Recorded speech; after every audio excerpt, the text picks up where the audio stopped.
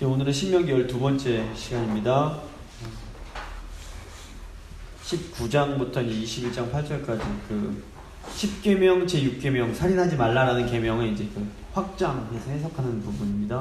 복습을 잠깐 해보면 뭐 여러 차례 뭐 할 때마다 기표했기 때문에 아실 겁니다. 출애굽하고 언약 맺고 광야 돌다가 이제 40년 광야 돌아서 1세대는 다 죽고 2세대가 모압 평지에 머물러서 이제 모세가 곧 이제 가나안 땅에 들어가야 될 그 출애굽 2세대를 향해서 했던 설교의 내용이 신명기라고 말씀드렸습니다.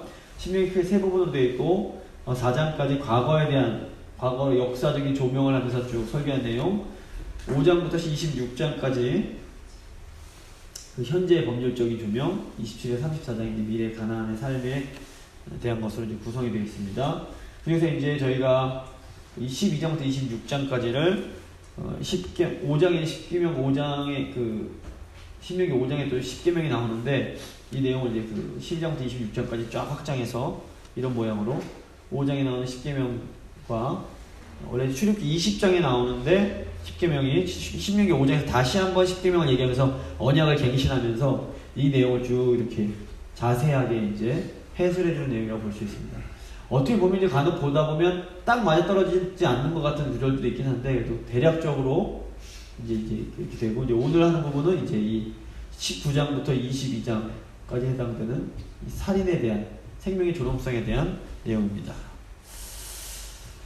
19장 이제 1절부터 14절까지는 도피성에 관한 그런 내용입니다. 그 민수기 34장 보시면 도피성이 이제 6개를 소개하고 있는데 요단강 동편에 있는 이 3개의 도피성, 요단 서편, 약속의 땅에 있는 도피성이 3개입니다. 총 6개가 됩니다. 고대 부족 시대에는 지금 같은 사법제도가 없었습니다. 그래서 사람이 죽으면 그 사람의 가족이 그 죽은 사람의 복수를 해주는 것이 정의로운 행동이었습니다. 지금은 복수하는 것이 이게 어떻게 그럴 수가 있어 할 수 있지만 당시에는 그랬습니다. 특별히 부족 시대에 더 그랬습니다. 이 시간이 가면서 이제 그 나라가 생겨지고 사법제도가 정착이 되면서 이런 일들이 줄어들었지만 초창기에 뭐 나라 없고 대신 뭐 이런 정의를 세울 수 있게 없을 때는 대신 복수해주는 이런 사람을 피해 복수자라고 불렀습니다. 그래서 피해 복수자들은 죽은 사람을 위해서 대신 그 피값을 이제 그 갚기 위해서 복수해줄 의무, 책임이 있었습니다. 보통 죽은 사람의 친척이나 아니면 죽은 사람이 살던 성읍의 장로가 이 피해 복수자의 역할을 해야 했습니다. 근데 이제 기본적으로 아기를 가지고 살인한 것은 언약의 율법의 위반이었기 때문에 뭐 이게 정말로 일부러 죽인 경우에는 무조건 사형에 해당됐습니다. 문제는 죽일 의도가 전혀 없었는데 오늘 말씀 보시면 산에서 도끼질을 하는데 모르고 도끼 이게 빠져갖고 사람 머리통에 꽉 부딪혀갖고 죽게 되는 말 그대로 과실치사 이제 그 얘기를 하고 있는 겁니다. 근데 이럴 경우에는 일부러 이렇게 사람을 죽인 게 아니기 때문에 좀 이런 부분에 있어서는 그 실수로 사람을 죽인 사람들은 피할 수 있는 피해 복수자의 그 복수로부터 피할 수 있는 그런 이제 제도를 마련하는 것이 더 정의롭다 이제 본 것입니다. 그래서 도피성의 목적은 이렇게 실수로 사람을 죽인 사람들을 피해 복수자들로부터 보호해 주는 것이었습니다. 그래서 이 도피성은 이스라엘의 약자나 특별히 공경에 처한 사람의 생명을 보호하는 법적인 장치였다라고 볼 수 있습니다. 그런데 이제 죽은 사람의 생명은 누군가는 책임을 져야 했습니다. 뭐 일부러 하지 않았더라도 사람이 죽었기 때문에 그 핏값을 치러야 될 필요가 있었던 겁니다. 근데 이스라엘이 아니라 다른 이방 나라 같은 경우에는 사람의 그 생명의 값을 돈으로 지불할 수가 있었습니다. 근데 이제 하나님은 인간의 생명의 값은 오직 이제 생명으로만 값을 치를 수 있게 하셨습니다. 그래서 실수로 사람을 죽인 사람이 이 도피성으로 피해 들어가면 죽은 사람의 피값이 이제 해결되지 않고 남아있게 되는데 이게 이제 민수기 34장 보시면 어떻게 해결이 되냐면 그 이스라엘의 대제사장이 죽으면 이 이스라엘의 대제사장의 죽음을 통해서 그 죽은 사람의 생명값이 치러지는 것으로 하나님께서 이렇게 인정을 해주셨습니다. 대속의 원리가 여기 이제 이미 구역에 들어 있습니다. 실수로 사람을 죽인 사람은 대제사장이 죽고 나면 그 자기 실수로 죽인 사람의 피값이 이제 제거됐기 때문에 다시 이제 고향으로 돌아가서 살 수가 있었습니다. 이 내용이 민수기 34장에 나옵니다. 하지만 대제사장이 살아있는 동안에는 반드시 이 도피성에 이제 그 머물러야만 했습니다. 신명기 이제 4장에 이 세 개의 도피성, 요단 동편에 세우는 내용이 나오고, 또 요단강 서편에도 이제 도피성을 세우는 내용이 나옵니다. 이 6개의 도피성은 각 지파가 사는 지역의 이제 중간에 위치하고 있었습니다. 딱 중간에 어디든 갈 수 있게. 그래서 누구라도 하루길이면 갈 수 있게 했습니다. 한 50km가 안 됐습니다. 다. 그래서 높은 산지에 있었던 도피성까지의 길은 아주 길이 잘 닦여져 있어서 누구나 그 길을 잘 알 수 있었고, 그 길을 따라서 도피성으로 빨리 도망칠 수 있었습니다. 또 오늘 9절 말씀 보시면, 저기 이제 함께 읽었는데, 하나님 여호와를 사랑하면 그 이 세계 외에도 더 도피성 지어라. 그러니까 실수로 사람 죽인 사람의 생명이 보호받을 수 있도록 더 좀 세계 더 지어라, 이렇게까지 말씀을 해주십니다. 그래서 성경에 나와 있지 않지만 유대인들의 전승에 의하면 도피성으로 가는 길은 넓이가 이제 14m, 약 6피트 정도 된다고 합니다. 46피트.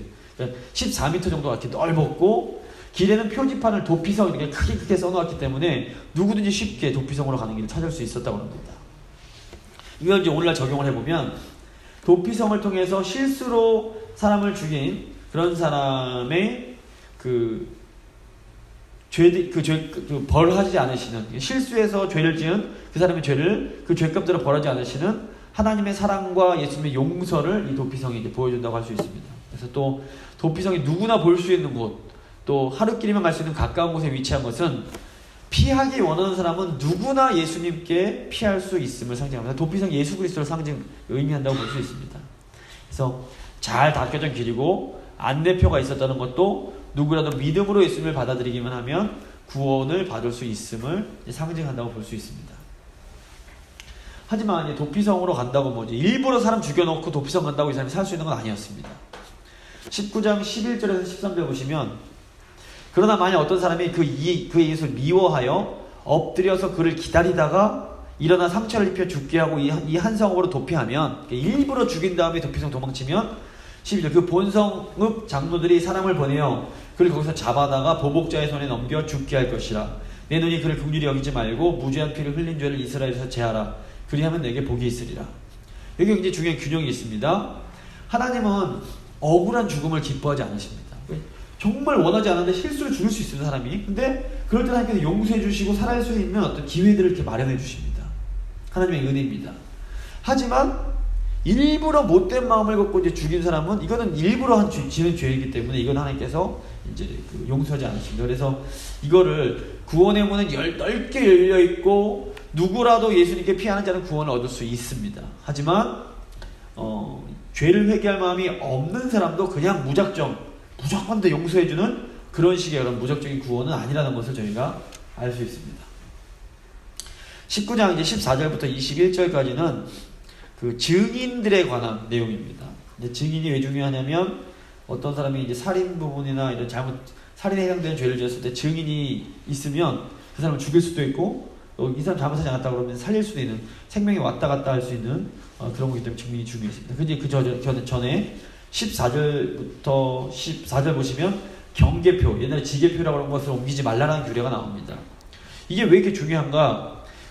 당시에는 땅이 있어야지 유일하게 먹고 살 수, 땅이 없으면 먹고 살 길이 없었습니다. 그래서 땅에서 농사를 지어야 했고 땅에서 가축을 길러야 했기 때문에 땅이 곧 언제나 생명과 연결이 됐습니다. 하나님께서 땅을 이스라엘에 주셨다는 것은 땅을 통해서 생명을 얻게 하신 거였습니다. 그래서 담과 울타리가 없는 땅에서 경계표를 놔뒀는데 이것을 옮기는 것은 굉장히 생명과 관련된 심각한 범죄였다고 볼 수 있습니다. 그래서 또 이제 보시면 성경 봐도 탐욕스러운 이런 권력자들, 지주들이 가난한 자들의 땅을 차지하는 일들이 늘상 있었습니다. 성경 시대나 역사를 봐도 늘 그런 일들이 있었습니다. 특별히 열왕기상 21장 보시면 권력자 아합 왕이 나봇의 포도원을 뺏는 내용이 나옵니다. 그래서 오늘날에도 보시면 돈이 많고 힘 있는 사람들이 자기도 힘이 많으면서 더 많이 갖겠다는 욕심 때문에 힘없고 가난한 사람들을 그것을 이제 뺏고 착취하고 학대하는 경우를 종종 볼 수 있습니다. 그러니까 하나님을 모르는 세상 사람들이 그렇게 행동하는 것은 이해는 되지만, 약한 일이긴 하지만 어느 정도 이해는 됩니다. 하지만 하나님을 아는 하나님의 백성들이 그런 행동을 하면 하나님께서 용서를 안 하십니다. 그래서 이제 구약 시대에 이제 왕국 시대에 구약 선지자들이 아주 무섭게 아모스라든가 미가라든가 공의를 행하라 정의를 해라 외쳤던 이유가 뭐냐면 잘 사는 사람들이 약한 자들을 자꾸 이렇게 오히려 이렇게 도와주고 이렇게 구제해야 될 사람들이 더 착취하고 이런 모습을 보면서 너희가 하나님 백성이라고 말하지 말고 그건 제사를 열심히 드리면서 못된 짓을 했던 겁니다. 이제 이런 거에 대해서 이제 선지자들이 무섭게 외쳤던 겁니다.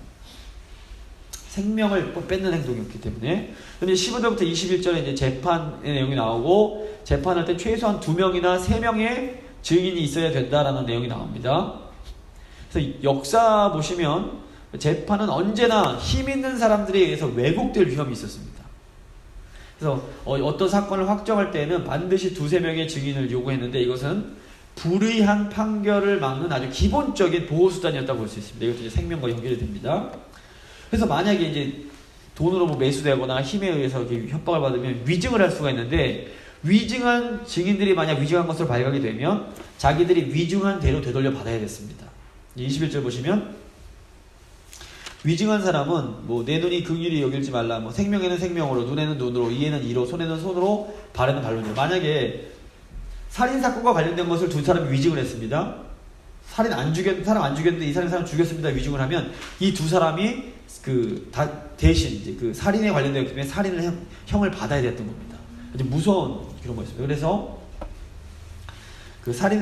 그만큼 생명에 대해서 함부로 다룰 수 없도록 이렇게 법적으로 이렇게 장치를 마련했던 것입니다. 그래서 행한 그대로 받는다라는 이 법을 동해보복법, 똑같은 해로 이제 보복한다라는 렉스 탈리오니스라는 이런 법으로 이제 했는데요. 눈에는 눈, 이에는 이를 이제 동해보복법이라고 부릅니다. 이게 보시면 너무 잔인한 거 아니야? 이렇게 생각할 수 있는데 이 구약 당시, 이제 고대 당시에는 이건 굉장히 공정한 법이었습니다. 왜냐하면 타락한 후에 인간은 자신이 피해를 보면 자신이 받은 피해를 몇 배로 되돌려주고 싶어하는, 그래야 분이 풀리는 죄악된 성향이 있기 때문에 그렇습니다. 그래서 한 대 맞았다고 내가 한 대만 딱 때리는 게 아닌데 애들도 보면 싸울 때 한 대 맞으면 2대를 때리면 속이 풀립니다. 이게 이제 인간의 죄성인데 실제로 창세기 4장 보시면 라멕이 이런 말을 합니다. 가인을 위해서는 벌이 7배인데 이 7배라는 건 제가 창세기 할 때 말씀드렸었는데 공정하고 정의로운 완전한 숫자입니다. 그런데 라멕이 뭐라고 그러냐면 라멕으로 해서 77배인데 7장 하나 빠져 77배로다. 이거는 하나님의 기준은 70배 공정하게 돌려주는 것인데 나는 77배 자기가 그냥 법을 정해버리는 겁니다. 나는 네가 나 한 대 때려 난 너 그럼 죽일 거야 이런 식으로 이제 나가는 겁니다. 이제 이게 그래서 동해보복법은 뭐냐면 이러한 과도한 복수를 하지 못하게 해서 생명을 지키기 위한 그런 원리였습니다. 그래서 하나님은 무고한 생명을 보호해 주시기 위해서 반드시 재판 때에 2-3명의 증인을 세우도록 하셨습니다. 그리고 거짓 증언하는 것을 막기 위해서 위증하면 위증한 만큼의 벌을 받게 하십니다. 하지만 위증한 사람일지라도 이 동해보복법을 적용해서 또 과도한 보복은 당하지 않게 하십니다. 이게 참 오묘하게 다 이렇게 위증도 하지 못하도록 하시지만 또 위증하는 사람도 또 그 사람의 그 생명까지도 이렇게 아끼셔서 과도하게 하지 못하도록 다 이런 것들 조치를 취하십니다. 이제 20장으로 넘어가서 20장 내용은 그 여호와의 전쟁과 하나님의 전쟁과 관련된 내용입니다. 이 전쟁은 생명과 직결이 됩니다. 전쟁을 하면 어쩔 수 없이 죽는 사람들이 생겨날 수밖에 없는데 하나님은 전쟁의 원리를 이제 제시해 주심으로써 생명이 무엇인지에 대해서 이제 생각하게 하십니다. 이제 오늘날 우리는 이제 이런 전쟁을 할 수가 없습니다. 하지만 우리는 이제 이스라엘의 이 전쟁의 원리를 통해서 이제 오늘날 우리가 치러야 할 영적 전쟁의 원리를 좀 이제 생각해 볼 수 있습니다. 1절에서 4절 보시면 전쟁의 핵심이 무엇인지를 보여줍니다. 전쟁의 핵심은 한마디로 여호와가 시키신 전쟁할 때, 여호와의 전쟁할 때는 두려워하지 말라는 겁니다. 그래서 20장 1절 보시면 내가 나가서 적군과 싸우려 할 때에 말과 병과 백성이 너보다 많음을 볼지라도 그를 두려워하지 말라. 이유가 뭡니까? 애굽 땅에서 너를 인도하신 내 하나님 여호와께서 너와 함께 하시느니라 이렇게 말합니다. 하나님이 함께 하시니까 두려워하면 안 된다는 겁니다. 또 이제 이스라엘 하나님의 전쟁이었기 때문에 2절 보시면 이스라엘 백성들 전쟁하기 전에 제사장이 설교 들어야 됩니다. 제사장이 뭐라고 말합니까? 두려워하지 말고 떨지 말고 놀라지 말아라. 너희 하나님이 너희와 함께 하실 것이다. 그래서 하나님의 백성들이 영적 전쟁을 할 때에는 두려워하면 안 됩니다. 하나님이 우리와 함께 해주시기 때문입니다. 그래서 이렇게 저희가 영적 전쟁을 할 때 먼저 뭘 해야 되냐면 하나님의 말씀을 드려야 됩니다. 어떤 말씀입니까? 하나님이 우리와 함께하고 계신다는 이 말씀을 우리가 붙잡고 나아갈 때에 두려워하지 않을 수 있습니다. 하나님 전쟁할 때 두려워할 필요 없습니다. 이게 굉장히 중요합니다. 이제 5절부터 9절 보시면 여호와의 전쟁에는 면제를 받는 사람들이 있었습니다. 군 면제 받는 건데 우선 집, 또 곡식 수확하는 것, 결혼과 관련해서 하나님 백성들이 전쟁 참여하는 것이 면제가 됐습니다. 좀 구체적으로 집을 새로 지었는데 그 집에서 못 살아봤습니다. 면제. 새로 농사 지었는데 따먹어보지 못했습니다. 그럼 면제. 또 약혼을 했는데 결혼을 못했습니다. 이 사람은 또 면제. 이게 되는 겁니다. 이 의미가 뭘까요? 이것은 하나님 백성들은 전쟁보다도 하나님이 주시는 복을 누리는 것이 우선됨을 보여주는 겁니다. 이게 굉장히 중요합니다. 전쟁 면제 율법은 전쟁 자체가 목적이 아니며 더 위대한 목적, 하나님 백성들의 생명을 누리고 복을 받기 위한 일종의 수단임을 분명히 보여줍니다. 전쟁에 나가는 사람은 이스라엘 공동체 전체의 유익과 생명을 위해서 싸우는 거였습니다. 이게 굉장히 중요합니다. 오늘날 영적 전쟁에 과도한 의미를 부여하고 그냥 우리가 싸워야 된다는 걸 강조하는 분들이 있습니다. 하지만 하나님은 영적 전쟁만큼이나 하나님께서 주시는 분복을 누리는 것을 너무 중요하게 생각하신다는 것을 잊으면 안 됩니다. 영적 전쟁도 결국에는 우리 공동체 유익을 위한 겁니다. 영적 전쟁을 하겠다고 공동체 평화를 깨트리고 너는 왜 전쟁을 안 해? 이런 식으로 하는 건 완전히 잘못된 겁니다. 성경을 잘 모르는 겁니다. 그래서 마귀와 싸우겠다고 가정을 등한시하고 교회를 등한시하고 직장을 등한시하는 것은 하나님의 뜻이 아닙니다.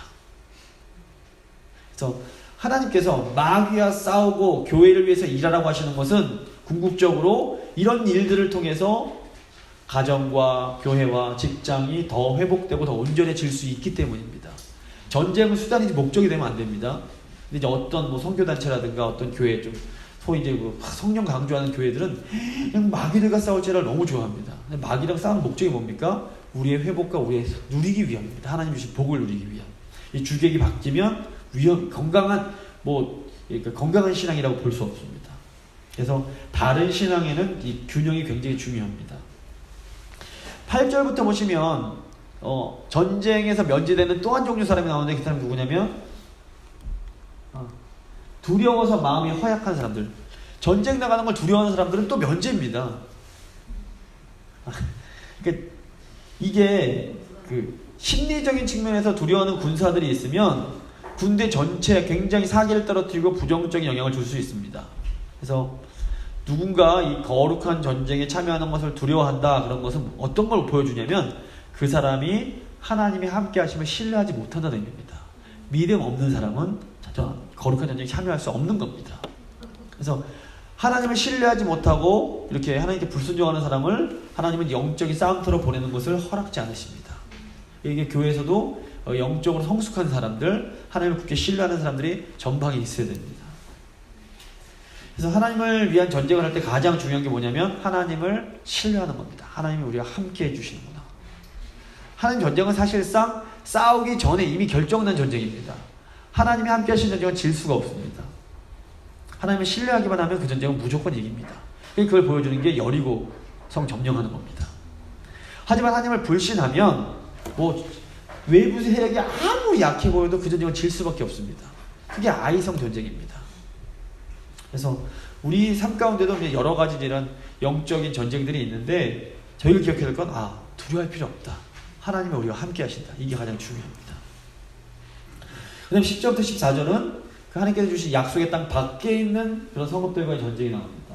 이럴 때는 약속의 땅 밖에 있는 성읍들과 전쟁할 때는 먼저 화평을 선언해야 됐습니다. 그러니까 평화롭게 하자는 겁니다. 그래서 그쪽에서 받아들이면, 그래서 뭐 잘 지내겠습니다. 그리고 이제 조공 바치고 뭐 이러면 잘 지낼 수 있었습니다. 근데 만약에 이제 그 바깥, 약속의 땅 바깥에 있는 그런 족속이 화평을 거절하면 전쟁을 시작하게 되는데, 또 그 전쟁은 또 걱정할 필요가 없었습니다. 왜냐하면 그 성읍에 대해서 승리는 이미 보장된 것이기 때문에 그렇습니다. 하나님께서 그 성읍을 이스라엘에 넘겨주신 것이기 때문에 그쪽에서 거절한 것이기 때문에 이것도 걱정할 필요가 없었습니다. 근데 이제 문제가 되는 게 20장 15절에서 18절입니다. 하나님께서 주신 가나안 땅 내에, 기욤 내의 성읍과의 전쟁입니다. 하나님께서 주신 약속의 땅 안에 있는 성읍들의 경우에는 진멸해야 됐습니다. 진멸은 뭐냐면 다 죽이는 겁니다. 이걸 이제 거룩한 전쟁이라고 부릅니다.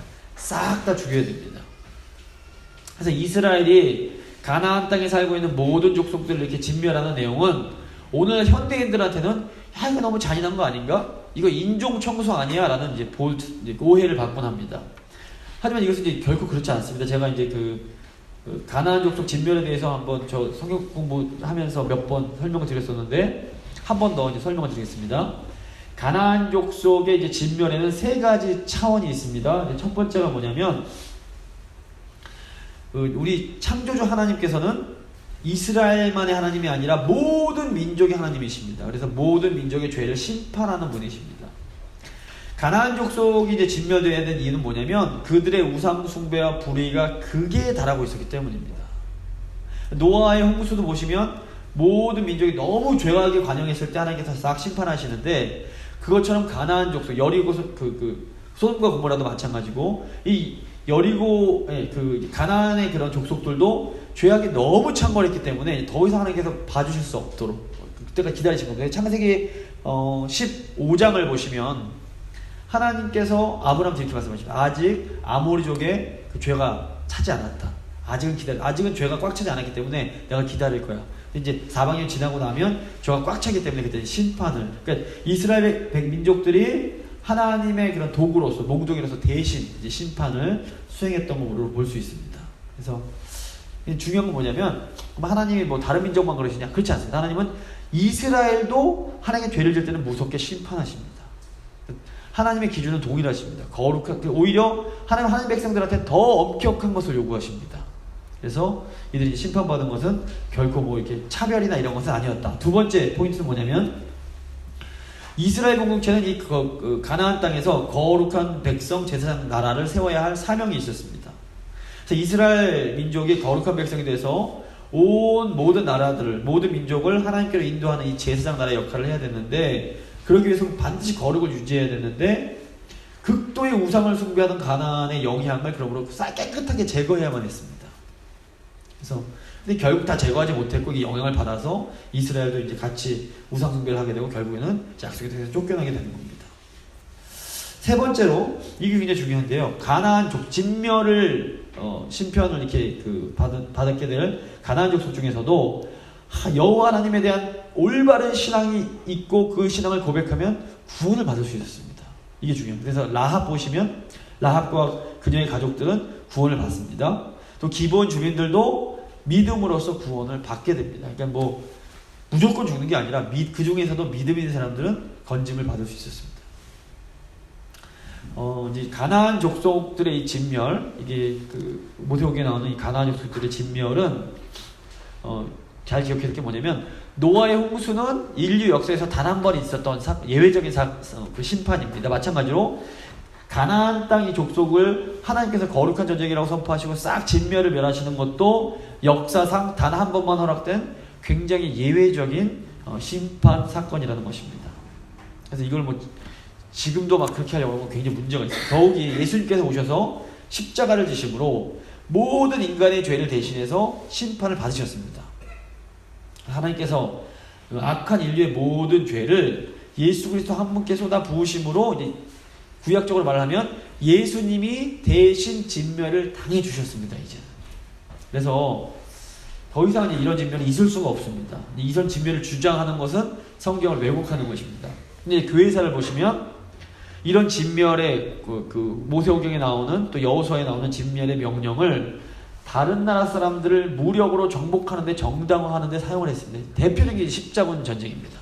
그거는 의로운 전쟁이 아니었습니다. 그래서 이것들은 인간의 죄성 때문에 자기들이 사실 정복하고 싶으니까 성경을 왜곡했던 것이지 하나님의 뜻이라고 볼 수는 없습니다. 이제 아까 보신 것처럼 하나님은 기업으로 주신 땅 밖에 있는 성읍들은 어떻게 하라고 하십니까? 화평을 맺으라고 그러십니다. 그래서 더욱이 신약시대는 이런 폭력이 아니라 그리스도의 사랑으로 이렇게 열방을 정복하고 다스리는 성령의 시대라는 것을 저희가 잊으면 안 됩니다. 그래서 이 내용들 저희가 잘 이해하고 오늘날은 잘 조심해서 적용을 할 필요가 있습니다. 이제 20장 19절 20절 보시면 그 과일나무를 보호하는 내용이 나옵니다. 이 19절 20절에서 전쟁 중에도 과일나무는 막 함부로 꺾지 말아라 그러십니다. 이게 왜 그럴까요?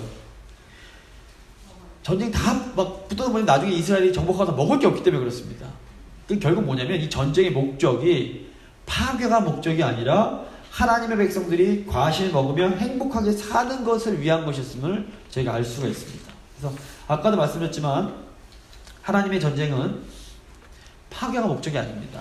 하나님 백성들이 행복하게 살기 위한 일종의 수단이고 과정이었습니다. 그래서 결론적으로 이게 모든 걸 저희가 다 이해할 수는 없지만 여호와의 전쟁은 생명을 추구하는 전쟁이었음을 저희가 알 수 있습니다. 그래서 우리의 영적 전쟁도 언제나 우리 영적인 생명을 살리고 풍성하게 하는 방향으로 나아가야 합니다. 또 더불어서 우리 하나님께서 우리에게 주신 가정과 교회와 또 일터와 이런 학교 이런 것들을 풍성하게 되는 방향으로 나아가는 것이 바른 이 영적 전쟁이지 막 싸우려고 들고 아무거나 막 베버리고 막 이런 거는 이제 위험한 행동들입니다. 자, 이제 21장으로 넘어가서 그 생명과 그 살인 사건의 얘기입니다. 그래서 구약에서 살인은 땅을 더럽히는 것으로 묘사가 됩니다. 그래서 가인이 아벨 죽였을 때 땅이 호소를 합니다. 창세기 4장 10절 보시면 하나님께서 내가 무엇을 하느냐 내 아우의 핏소리가 땅에서부터 내게 호소하느니라 그럽니다. 그래서 이 살인한 사람을 알 수 없는 경우가 이제 21장에 나오는데 이 경우에는 이제 만약에 살인 사람 누가 죽였는지 알면 그 죽인 사람을 사형시킴으로 그 핏값을 치르게 하면 되는 겁니다. 그런데 누가 죽일 수 없는 경우가 있었습니다. 그때는 다른 방법으로 이 땅을 정화시켜야 했습니다. 원인을 알 수 없는 살인의 경우에는 이 범죄 현장에서 가장 가까운 성읍의 장로들이 암송아지를 가져다가 죽이는 의식을 수행했습니다. 그리고 제사장들도 같이 가서 그 장소에서 속죄 의식을 수행했는데 이게 이제 그 성막이나 성전에서 드리는 희생제사는 아니었지만 희생제사와 비슷한 형식을 취하게 됩니다. 이제 여기서 중요한 건 뭐냐면 사람의 생명에는 반드시 어떤 공동체적 책임이 따른다는 겁니다. 사실 성읍의 장로들은 뭐 그 사람 죽은 사람에 대한 직접적인 잘못이 없는 경우가 많았을 겁니다. 전혀 모르는 사람이 죽었을 수도 있는데 그럼에도 불구하고 그 가까운 지역에 있었다는 이유로 가서 책임을 다해야 되는 겁니다. 그래서 자신이 다스리는 지역에 일어난 생명과 관련된 사건에 대해서는 이 리더인 장로가 책임을 지는 모습을 보였습니다. 이것을 통해서 사람들은 하나님께서 모든 생명이 아주 소중하게 하나님께서 여기고 계심을 저희 배우게 하셨습니다. 동시에 지도자는 생명을 보호하고 지키는 책임이 있음을 알게 하십니다. 오늘날 어떻게 적용을 할 수 있냐면 공동체의 생명에 관한 문제는 그 공동체 지도자가 책임을 느껴야 됩니다. 이게 좀 더 쉽게 말씀드리면 가정의 경우에 자녀의 잘못이나 어려움이 다 부모님 잘못은 아닙니다. 부모님이 아무리 잘해도 자녀들이 엉뚱하게 될 수 있습니다. 그런 경우가 사실 많습니다. 하지만 그럼에도 불구하고 부모는 책임을 느끼고 기도해야 됩니다. 교회의 경우에도 교인들의 잘못과 어려움들이 다 뭐 목사 잘못이고 장로 잘못이 아닙니다.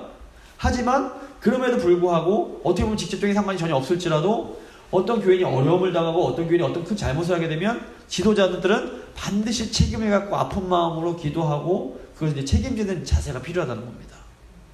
그래서 지도자, 리더가 참 힘들고 어려운 것이라고 할 수 있습니다. 그래서 지도자는 반드시 성숙해야 하고 그런 짐들을 져 나가야 됩니다. 그 다음에 21장 10절에서 21절 이제 생명과 약자 보호에 대한 내용이 나옵니다.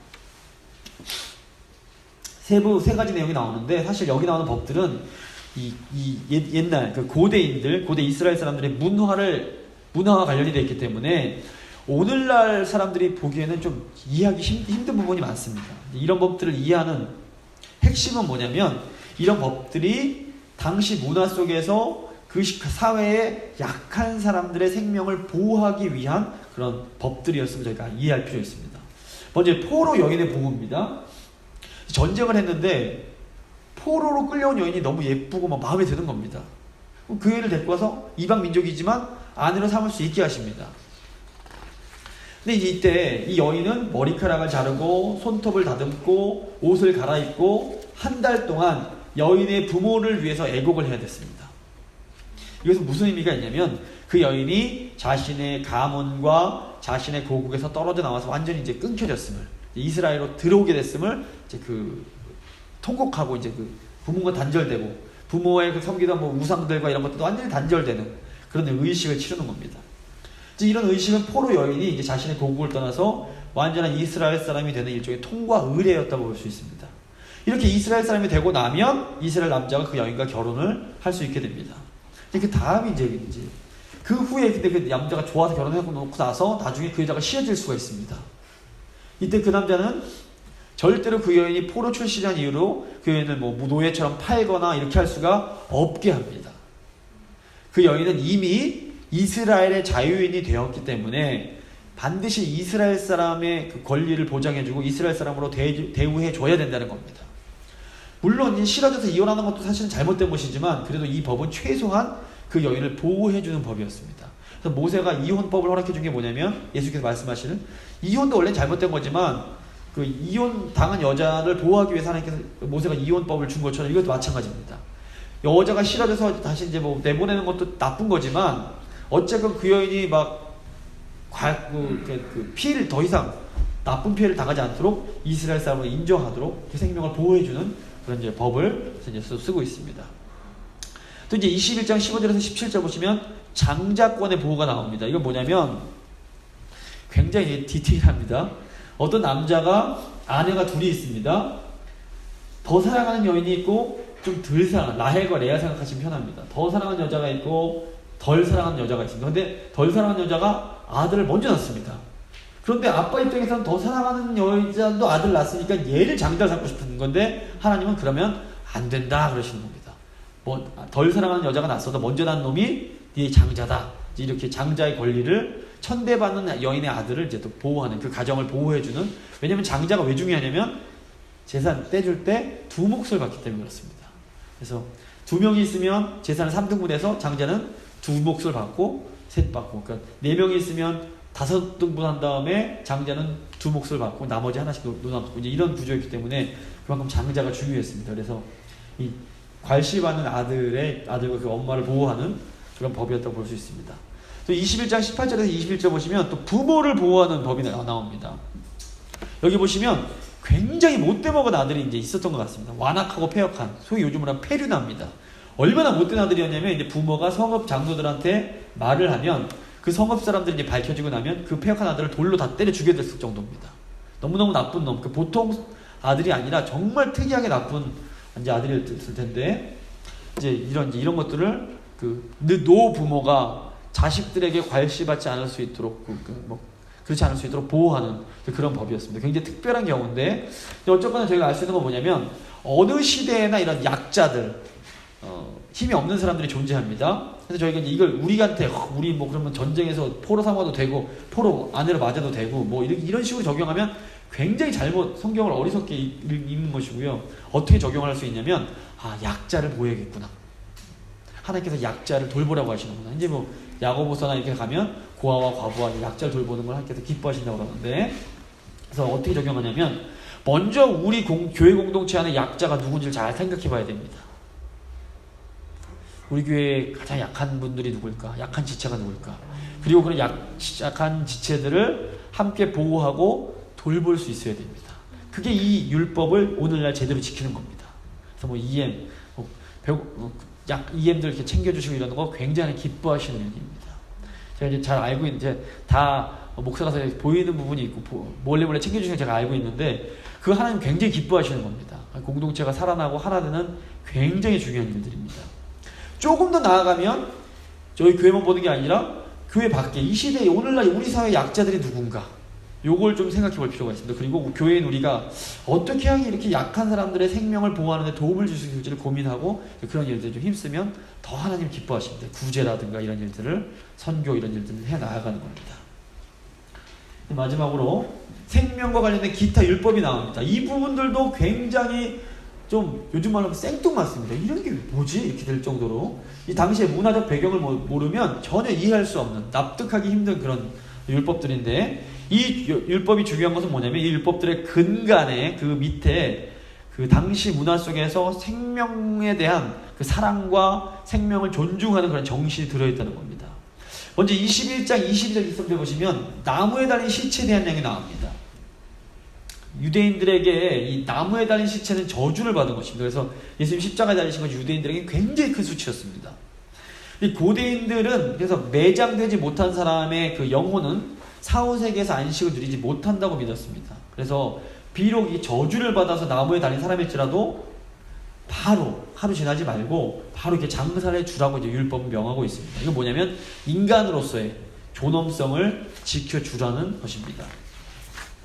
그리고 예수님이 나무에 달려 돌아가신 그 다음에 또 내용이 뭐냐면 22장 1절부터 4절 보시면 이제 뭐 형제가 뭐 소 잃어버리거나 뭐 양 잃어버리면 잘 찾아주라는 겁니다.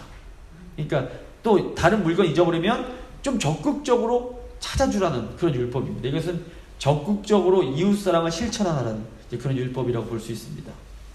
또 5절 보시면 여자는 남자의 의복을 입지 말 것이며 남자는 여자의 의복을 입지 말 것이라. 이같이 하는 자는 내 하나님 여호와께 가증한 자이니라. 요즘 보시면 유니섹스라고 남자도 여자 같은 옷 입고 여자도 남자 같은 옷 입습니다. 그거 율법 어긴 걸까요? 이게 문화를 아셔야 되는 겁니다. 이거는 당시에 이제 문화와 관련이 있습니다. 당시에 이제 아마도 남자가 여자 옷 입는 것은 우상숭배와 관련이 있고 또 어떤 변태적인 성행위, 심지어 동성애와 관련이 있었을 가능성이 매우 높습니다. 그렇기 때문에 이것을 이제 하나님께서 엄격하게 금하시는 겁니다. 그래서 당시 문화와 관련된 것이 이제 단순히 어떤 패션과 관련된 것이 아닙니다. 그래서 오늘 너는 사내 놈이 어떻게 여자 같은 옷을 입고 그래? 이건 죄야. 뭐 이렇게 하면 하나님께서 가증하게 여기시는 거 이렇게 하시면 좀 그건 아닙니다. 이 문화와 이런 율법의 정신을 그럼 오늘날 어떻게 되냐? 오늘날에도 그 죄와 관련된 것도 저희가 엄격하게 여전히 하나님은 죄와 관련된 것은 가증하게 보십니다. 하지만 옷의 부분까지 이렇게 막 과도하게 적용하는 것은 조금 조심할 필요가 있습니다. 그래서 물론 이제 남자가 남자답게 입고 여자가 여자답게 입는 것이 저도 이제 바람직하다고 보는데 그럼에도 불구하고 멋있게 입는 것에 대해서는 저희가 함부로 절대로 말할 수 없습니다. 그건 또 하나님의 부르심이 있고 그렇기 때문에. 그 다음 6절 7절 보시면 또 어미새에 관련 내용이 나옵니다. 그러니까 가다가 어미새가 뭐 알을 품고 있거나 새끼를 가지고 있을 때 이제 다 이때는 식량이니까 새끼나 알은 먹어도 되지만 어미새는 풀어주라고 그러십니다. 이게 뭐냐면 아까 그 과일 열매 전쟁하다가 과일 열매는 꺾지 말아라고 비슷합니다. 1차적으로 어미새는 또 계속해서 새끼를 낳을 수 있기 때문에 이스라엘의 식량을 보호하는 차원이 있습니다. 생명이 연결됩니다.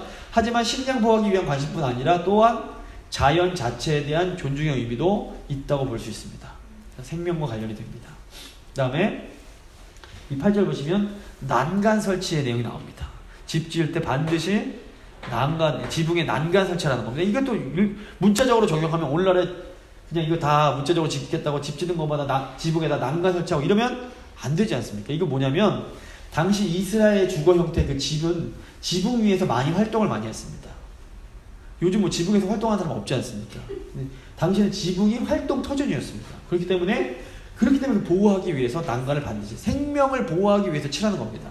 이거는 오늘날 잘 적용할 필요가 있습니다. 그러니까 그 사람을 보호하기 위한 어떤 것들을 잘 해줘야 되는 거지 이걸 문자 그대로 적용하는 것은 오히려 성경 말씀을 좀 제대로 이해하지 못하는 거라고 볼 수 있습니다. 그래서 그러니까 이런 당시의 문화가 잔뜩 배어 있는 그런 당시의 그 문화라는 그 그릇 속에 하나님의 그 생명 존중의 그 내용을 담아 놓으셨는데 저희가 이런 것들을 형식에 집착해서 내용을 잊어버리면 안 됩니다. 그래서 내용을 잘 꺼내서 이런 율법들은 그대로 문자 그대로 하나하나 지키려고 하는 것보다는 율법에 담긴 생명 존중 그런 그 사랑의 정신을 이 시대에 맞게 실천을 잘하는 것이 도리어 이 율법을 하나님이 기뻐하시는 방법대로 잘 지키는 것이라고 볼 수 있습니다.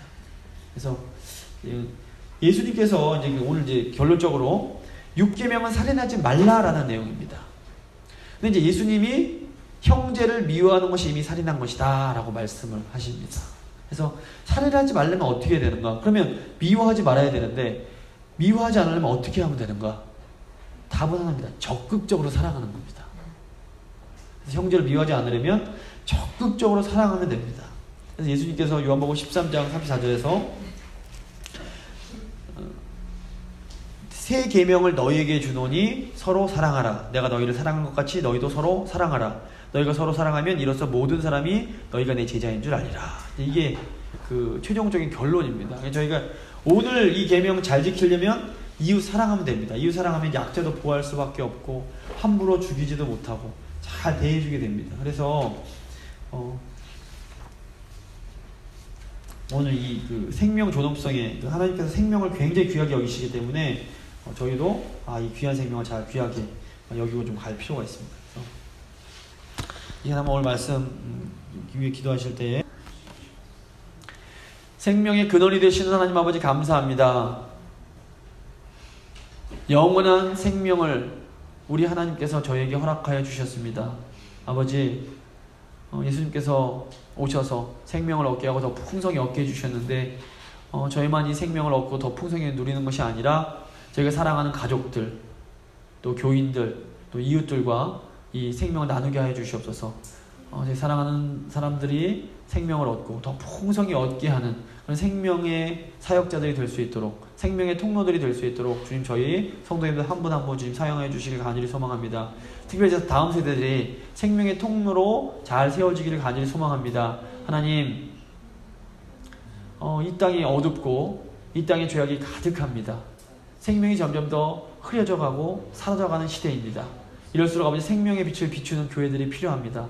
저희가 그 생명의 빛을 비추는, 그 생명을 공급하는 정말 살아있는 교회가 되게 하시고 아버지 하나님께서 저희에게 세우신 그 목적과 그 사명을 온전히 이루어내는 저희 교회 될 수 있도록 주여 저희를 붙들어 주시옵소서. 이루실 주님께 감사드리며 귀하신 우리 주 예수 그리스도의 이름으로 기도드립니다. 아멘.